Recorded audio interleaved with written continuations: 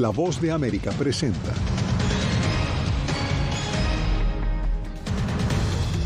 Grandes cantidades de migrantes, incluyendo familias, continúan ingresando a Estados Unidos de manera irregular, según estadísticas. La economía estadounidense suma 187,000 empleos nuevos, pese a las altas tasas de interés. Además, comunidades de Florida asisten a damnificados por el huracán Idalia. Y 14 millones de personas se preparan para viajar este fin de semana largo en Estados Unidos.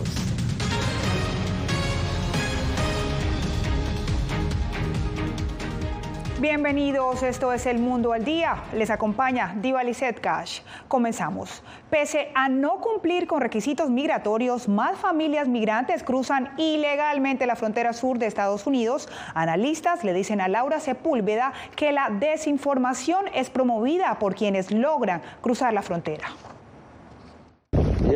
Un aumento en los cruces ilegales se registra en la frontera sur de Estados Unidos. Según datos compilados por el diario The Washington Post, 91,000 migrantes miembros de familia habrían sido detenidos en agosto, una cifra récord. Las estadísticas oficiales aún no han sido publicadas. El Departamento de Seguridad Nacional DHS, por sus siglas en inglés, en respuesta a La Voz de América, confirmó alta actividad migratoria con esta población. Tal como cada año, Estados Unidos está viendo flujos y reflujos de migrantes que llegan impulsados por tendencias estacionales y los esfuerzos de los contrabandistas para utilizar desinformación y aprovecharse de los migrantes vulnerables. Según Tom Bensman, analista del Center for Immigration Studies, la desinformación que promueve los flujos migratorios frecuentemente se produce por quienes ya han logrado cruzar. Los propios migrantes envían información desde sus celulares. Todos están en comunicación desde Estados Unidos hasta Sudamérica y más allá. Estamos entrando. Aquí hay una foto de nosotros subiendo al autobús. Aquí están los papeles que nos dieron. Ahora estamos en Nueva York recibiendo comida, refugio y todo lo demás. Testimonios que, asegura, dan esperanza a quienes tienen planes de llegar de manera irregular a Estados Unidos. La Casa Blanca reconoce dificultades para el control migratorio y atribuye una responsabilidad bipartidista a la crisis. Los republicanos en el Congreso quieren convertirlo en una cuestión política. El presidente ha hecho lo que ha podido desde aquí, desde el gobierno federal, desde la Casa Blanca, para plantear y gestionar nuestra frontera de una manera segura y humana, para respetar la dignidad de cada ser humano, como él dice todo el tiempo, y asegurarnos de que nuestras comunidades estén seguras. Y lo hemos visto hacer eso, pero el sistema está roto. Queremos hacer esto de manera bipartidista. Los republicanos se niegan a hacerlo. En julio de 2023 se registró la cifra oficial más alta de detenciones de miembros de familia por cruce ilegal, sobrepasando los 86,000 casos reportados. Laura Sepúlveda, Voz de América, Texas. Inició el proceso para entregar a familiares el cuerpo de la migrante hondureña que falleció mientras estaba en custodia de la patrulla fronteriza. Víctor Hugo Castillo nos muestra también las reacciones a lo sucedido. Migrantes recién liberados en Brownsville, Texas, se enteran del lamentable fallecimiento de una migrante mientras estaba bajo custodia de la patrulla fronteriza en la estación de Harlingen, en el sur de Texas. Ahora hay que ver qué realmente fue lo que pasó, si en el transcurso de ella cruzar el río ya ella estaba maltratada y los guardias de migración no pudieron hacer nada. De acuerdo con un comunicado de la Secretaría de Relaciones Exteriores de Honduras, el deceso de la ciudadana hondureña Angie Karina Peraza Rivera ocurrió mientras se encontraba bajo custodia de las autoridades migratorias estadounidenses. Ella habría experimentado un posible paro cardíaco durante su detención. La situación motivó su traslado de urgencia al Hospital Valley Baptist Medical Center, en donde lamentablemente se confirmó el fallecimiento a su llegada. Me imagino que eso debe haber pasado porque cualquier persona viene es difícil el camino, tú ves muchas cosas y llegas traumado, con problemas, con depresión, cansado, agotado, no duerme. En el momento de su detención, Angie Peraza estaba acompañada por sus 2 hijos menores, quienes actualmente se encuentran en un albergue para menores migrantes. El Consulado de Honduras en McAllen ya brinda acompañamiento y asistencia con el fin de considerar opciones de reunificación familiar a la mayor brevedad posible. Y si una persona tiene niños, deberían de pasarlo rápido, porque este camino no es fácil, demasiado difícil para uno. Según el Protocolo de Aduanas y Protección Fronteriza, la Oficina de Responsabilidad Profesional está llevando a cabo una investigación del incidente. Fue en mayo de este año cuando una niña panameña de 8 años falleció en esa misma estación de Harlingen, quien sufría una afección cardíaca crónica. Víctor Hugo Castillo, Voz de América, McAllen, Texas. Y sobre este caso, desde Manassas, Virginia, Orly Navarro, el viudo de la migrante hondureña fallecida en Texas, asegura que su pareja no estaba enferma. Escuchemos. Ella cayó enferma en México cuando venía en camino, pero ella nunca me demostró, amor, yo estoy enfermo, yo voy mal. No entendemos la verdad cómo pasó esta tragedia. Ella nunca me dijo, amor, yo voy bien mal. Sí me dijo que los niños se habían enfermado, que ella también duró como 3 días con una vasca, una calentura, diarrea. Y yo, pero ya se curó, amor. Le digo, ¿ya se siente bien? Sí, amor, ya voy bien, gracias a Dios, me dicen. Y ya incluso ella venía tan alegre, tan ilusionada de llegar a este país. Para evitar errores al llenar formularios de inmigración, las autoridades en Estados Unidos comparten consejos en español a través de sus redes sociales. Paula Díaz le cuenta cómo acceder a estas recomendaciones.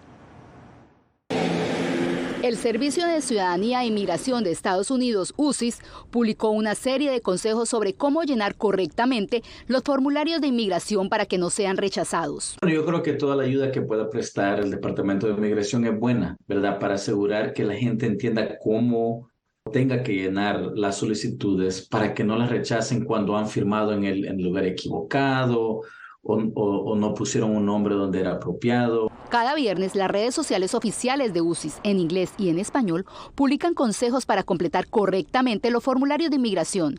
Organizaciones proinmigrantes y abogados especialistas en leyes migratorias recomiendan que es necesario una asesoría legal. Necesita acudir con un abogado de inmigración que le pueda decir, oiga, usted esta solicitud no le va a servir, se le va a negar, usted califica para esto, no califica para esta otra solución de beneficio de inmigración. Consejos de USIS para completar los formularios de inmigración.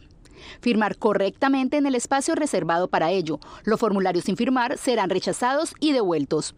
Hay 2 opciones para enviar el formulario a USIS, en línea o por correo postal. Si usted ya envió el formulario por internet, USIS no aceptará el mismo formulario enviado por correo. Asegúrese de que llenará la versión más reciente del formulario. Versiones anteriores serán rechazadas. Los formularios pueden descargarse en el sitio web de USIS para luego completarlos electrónicamente, imprimirlos y enviarlos por correo postal. Este es el formulario I-795, requerido para solicitar el permiso de trabajo. En la parte superior derecha está la fecha en la que el formulario pierde vigencia.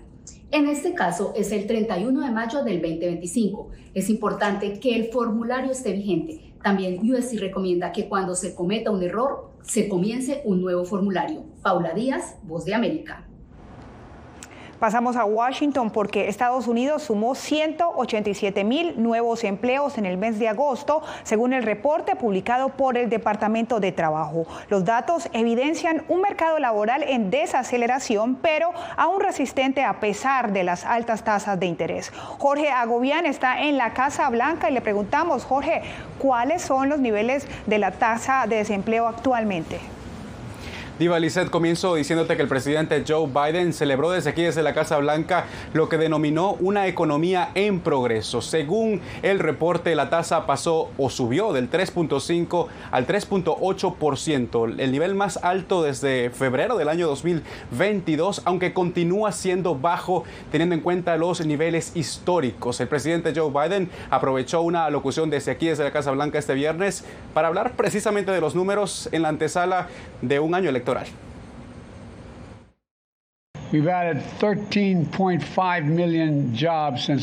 Hemos añadido 13,5 millones de puestos de trabajo desde que asumí el cargo. Alrededor de 800,000 de esos empleos son en el sector manufacturero. Hemos creado más empleos en 2 años que los que cualquier presidente jamás haya creado en un solo mandato de 4 años. Lo hicimos en 2 años. Es más, cuando asumí el cargo, la tasa de desempleo era del 6,3%. La Oficina de Presupuesto del Congreso, que no es partidista, predijo que no bajaría del 4% hasta finales de 2025.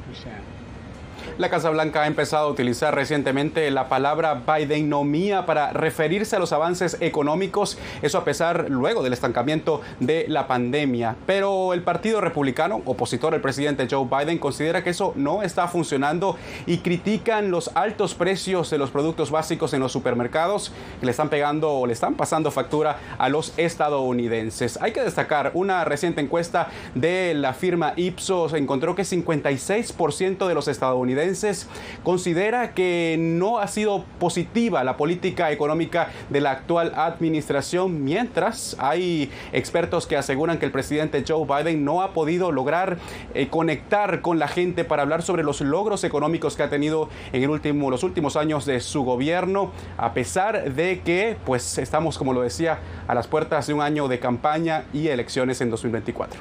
Diva Lizeth. Gracias a Jorge Agobián en vivo desde la Casa Blanca. También el presidente Joe Biden visitará este sábado la zona de destrucción del huracán Idalia en Florida. Mientras tanto, en el sur de ese estado, organizaciones privadas y públicas asisten a damnificados, como nos cuenta Pernalete.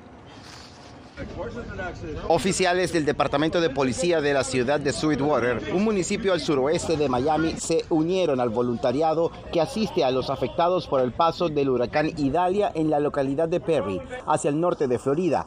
El fenómeno meteorológico produjo destrucción con severas inundaciones antes de perder contundencia y alejarse hacia los estados de Georgia y las Carolinas. El alcalde de Sweetwater, José Díaz, dijo que en el sur de Florida es recíproca la asistencia que se le ha brindado a los damnificados por huracanes previos. Lo que somos, personas que queremos ayudar a los demás, como lo ayudaron a nosotros en pasado durante Andrew y como lo puede pasar estos días mañana a nosotros. Esto es importante y es importante hacer esto siempre para ayudar al prójimo. La gran afectación generó pérdidas millonarias. De acuerdo a la agencia económica Moody's, el saldo de Idalia puede ascender a los $20 mil millones en desastres, estimados entre la envergadura de los daños y los costos de las propiedades en las zonas de los estados afectados. En Perry, familias hispanas aguardan por el nuevo comienzo de sus vidas y agradecen la ayuda que la comunidad proporciona tanto en bancos de comida como grupos de apoyo. Nosotros no tenemos luz y todos los vecinos de nuestra casa le pegó un árbol, menos nosotros, pero la luz de nuestra casa se fue. Este fin de semana, el presidente de Estados Unidos, Joe Biden, visitará la zona de impacto para verificar la asistencia federal luego del voraz paso de Idalia en Florida. José Pernalete, Voz de América, Miami. Se recrudece la violencia en Ecuador. A pocas horas de la explosión de 2 carros bombas en zona comercial de la capital, 57 personas fueron retenidas en una cárcel de la ciudad de Cuenca. A esta hora saludamos a Néstor Aguilera en Quito, Ecuador. Néstor, ¿están estos casos conectados? ¿Qué dicen las autoridades? Diva Lizeth, según la versión oficial, los hechos de las últimas horas en este país estarían vinculados con traslados de peligrosos reos a cárceles más seguras, lo que habría desatado la reacción de otros reclusos a través de la retención de personas, pero además a través de la colocación de artefactos explosivos en distintas ciudades del país.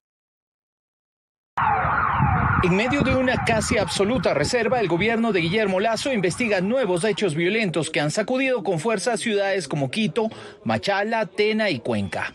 En el centro de privación de libertad de esta última urbe, las autoridades confirmaron que fueron retenidas 57 personas, 7 de ellas miembros de la policía. Tras negociaciones, se concretó su liberación. Son una reacción a la acción que ejecuta, en este caso, las entidades estatales, y de esta manera crear terror en la ciudadanía. Como parte de la ya prolongada crisis de seguridad, la Fiscalía confirmó este viernes amenazas a sus efectivos, presuntamente desde la organización criminal Los Lobos. Esto se suma a detonaciones de carros bomba. 2 de esos hechos ocurrieron entre la noche del miércoles y la madrugada del jueves en la capital ecuatoriana. Creemos que el origen del atentado estaba dirigido contra los edificios del Estado.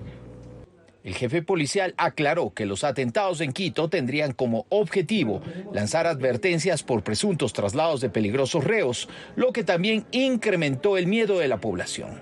Pensamos que eran tiros, hasta que supimos que había sido un coche que había explotado. Que el nivel de delincuencia últimamente sí ha sido bastante alto. Esto tenemos que pararlo de alguna u otra manera. En otro hecho registrado en las últimas horas, un centro de detención de adolescentes con cerca de un centenar de personas en su interior fue escenario de un incendio tras la quema de colchones. El presidente del Ecuador, Guillermo Lasso, que ha preferido no hablar públicamente en las últimas horas sobre este tema, pidió a través de su cuenta en la red social X, antes Twitter, que los jueces actúen con celeridad, pero también con rigurosidad en estos casos. Diva Lisset. Gracias a Néstor Aguilera en vivo desde Quito, Ecuador. Y en segundos le contaremos cómo un candidato presidencial latinoamericano usó las redes sociales para ganar su campaña electoral.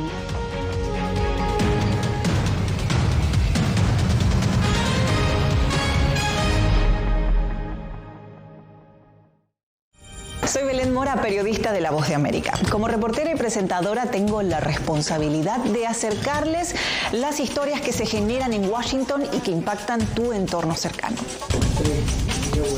Desde perspectivas diversas en un ambiente informativo en constante evolución que pone a prueba y nos hace poner en la balanza nuestros valores profesionales, te presentamos información veraz, porque en La Voz de América la prensa libre importa.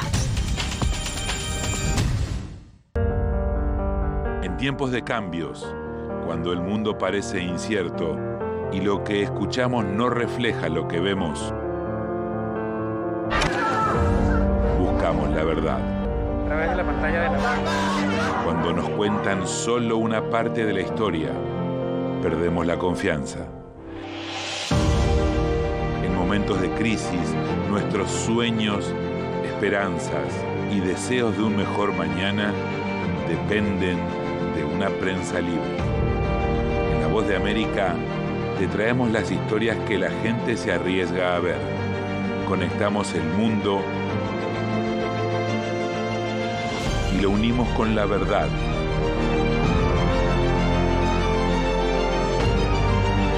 En La Voz de América te presentamos el panorama completo.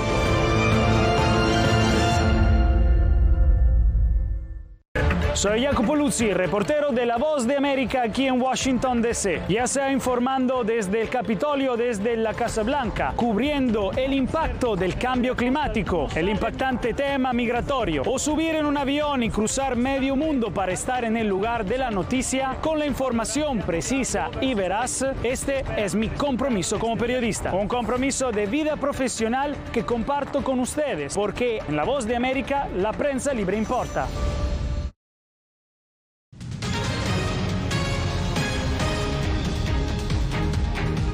La campaña política en redes sociales fue determinante para el triunfo del presidente electo de Guatemala, Bernardo Arévalo. Expertos en comunicación política le explican a Eugenia Sagastume la clave de este tipo de estrategia.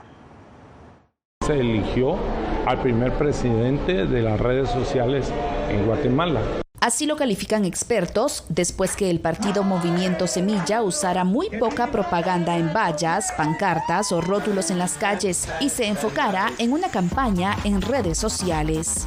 Vimos una irrupción significativa de los medios alternativos de comunicación, principalmente las redes sociales virtuales. Algo que además atrajo el voto de la población joven, que representó una buena parte de los empadronados. Los jóvenes, que fueron en su mayoría también los actores de las movilizaciones del 2015, ahora tradujeron su malestar con la democracia en votos. Expertos también resaltan el efecto de los mensajes publicados en redes por jóvenes universitarios. El emisor base de los mensajes del partido que ganó fueron los universitarios de todas las universidades de Guatemala. Y aunque se usó Facebook e Instagram, lo determinante fue el uso de TikTok. TikTok tiene un nuevo algoritmo más activo, más interesante para estos jóvenes que fueron a votar, porque está basado en el video y porque es de muy pocos segundos.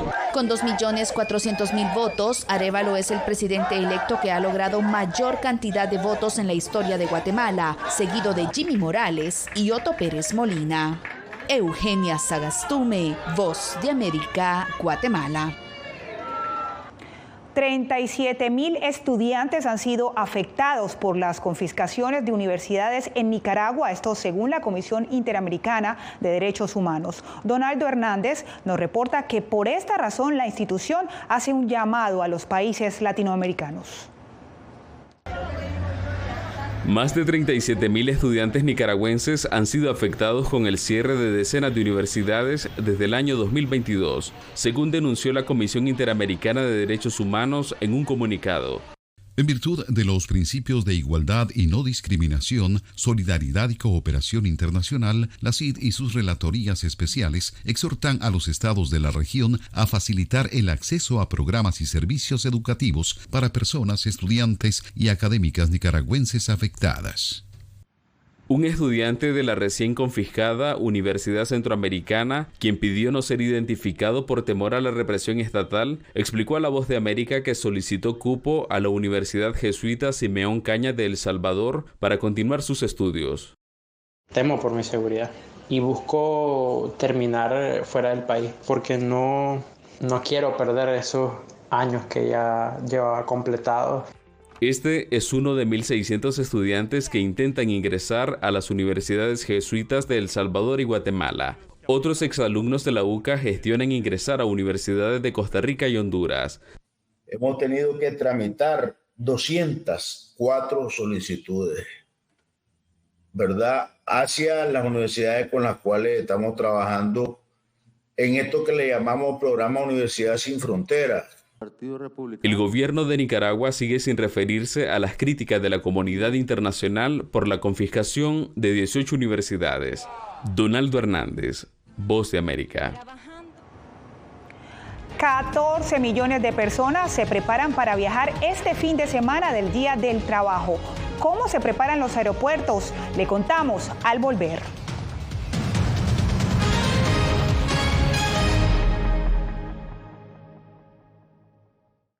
Hola, soy Natalí Salas Guaitero, conductora de La Voz de América. Desde pequeña desarrollé un gran deseo por darle voz a aquellos que son invisibles por una u otra razón. Ya ha sido reforzada. Me enorgullece ser parte de La Voz de América, un equipo en el que la ética y la búsqueda de la verdad siempre son el norte. Desde Washington les informó Natalí Salas Guaitero. Ser periodista es una gran responsabilidad porque somos defensores de principios de libertad y para mantenerlos, la prensa libre importa.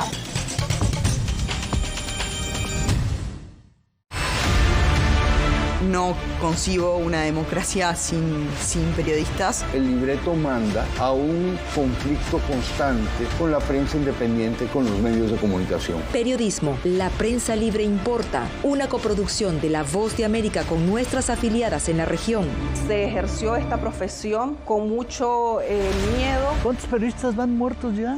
Por decir la verdad. Disponible en vozdeamerica.com. Soy Fabiola Chambi, corresponsal de La Voz de América en Bolivia. Retratar la complejidad de mi país para una audiencia internacional le ha dado una nueva perspectiva a mi labor como periodista. Desde esa mirada descubro en el día a día que el trabajo que realizo en La Voz de América me ha permitido dar vida a los valores del periodismo profesional. Aquel que les informa a ustedes, nuestras audiencias, con balance, precisión y profundidad. Porque en La Voz de América, la prensa libre importa.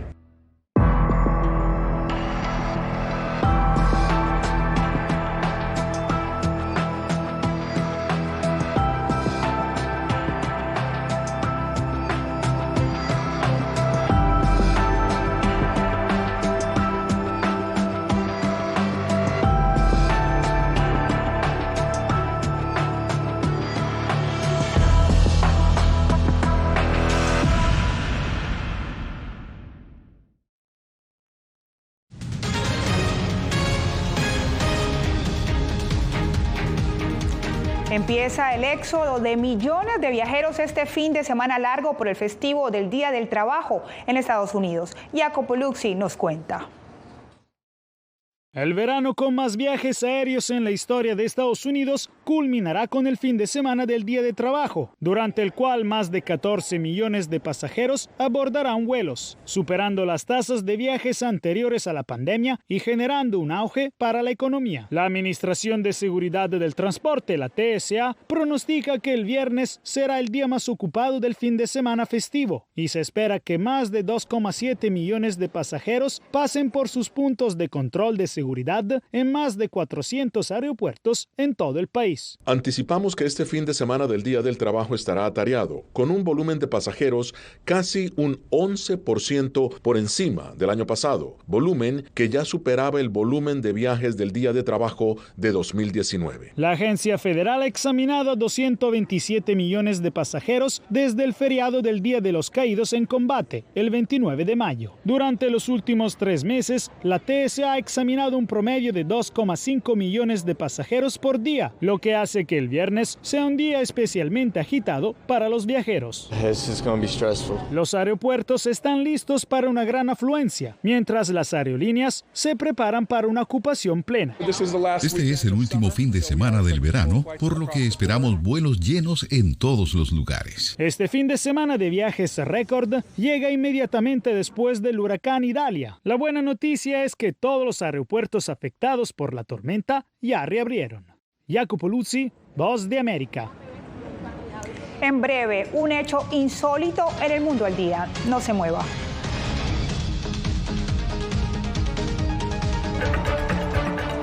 Soy Verónica Villafañe, corresponsal para La Voz de América en Los Ángeles. La Voz de América me ha dado el espacio para contar las historias de personas excepcionales y continuar informando sobre las noticias más importantes y relevantes para nuestra audiencia, presentando los hechos de forma imparcial y con fuentes confiables, principios fundamentales del periodismo. Por eso valoro trabajar con La Voz de América, donde la prensa libre importa.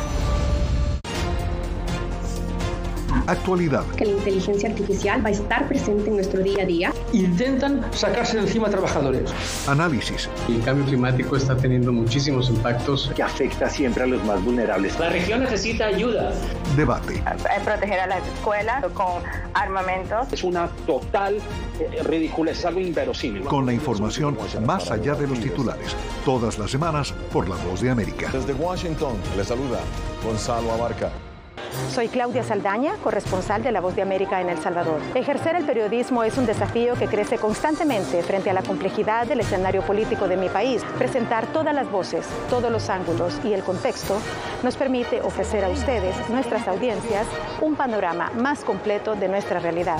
La imparcialidad está en el ADN de la VOA y me siento orgullosa de ser parte de este gran equipo de profesionales que demostramos cada día por qué la prensa libre importa.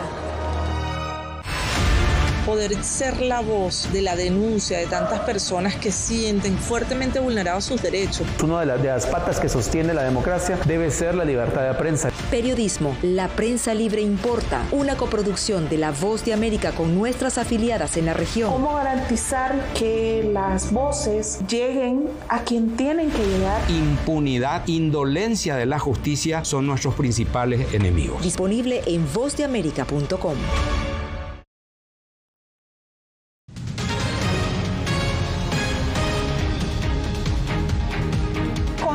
Y útiles escolares gratis para migrantes, una tienda en la ciudad de Nueva York provee ayuda a los recién llegados. Ángela González nos muestra.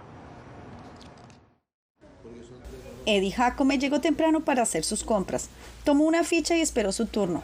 Él y su familia llegaron hace un mes a Nueva York y no tienen nada, ni ropa para cambiarse. Primera vez que vengo a la tienda y en ese caso sí me están ayudando con la ropa que necesito, porque en verdad tengo mis hijos, estoy llegado hace un mes aquí y gracias a Dios todo bien, me están ayudando, gracias a Dios todo ello. Esta es la pequeña tienda de la bondad ubicada en pleno corazón de Manhattan en Bryant Park. Es un espacio donado por una iglesia. Allí se consiguen prendas de vestir, zapatos, artículos de uso personal y hasta juguetes para los más pequeños. Funciona a base de donaciones y la tienda es exclusiva para migrantes y solicitantes de asilo que recién acaban de llegar. Atendemos a unas 35 familias cada día. Llegan aquí y tienen entre 15 y 20 minutos para seleccionar lo que necesitan. Aunque es limitado lo que se pueden llevar, todo es completamente gratis. Bueno, nos faltaba de todo porque tenemos casi un mes acá y aún no tenemos trabajo. Pero sí agradecido porque ya llevo lo que necesito. Eddie Jacome se llevó unas botas, camisas y ropa interior. Mañana ya será otro día para él y su familia, ya con algo para vestir. Los voluntarios se enfocan ahora en reunir donaciones de útiles escolares para preparar a los migrantes para el próximo año escolar. Ángela González, Voz de América, Nueva York. Y un hecho insólito, la policía de Nebraska no tuvo más remedio que detener a un conductor que llevaba un toro Watusi como pasajero. El toro, llamado Howdy Doody y poseedor de una tremenda cornamenta, viajaba tranquilo en un vehículo cortado literalmente por el techo. Y con esta peculiar imagen nos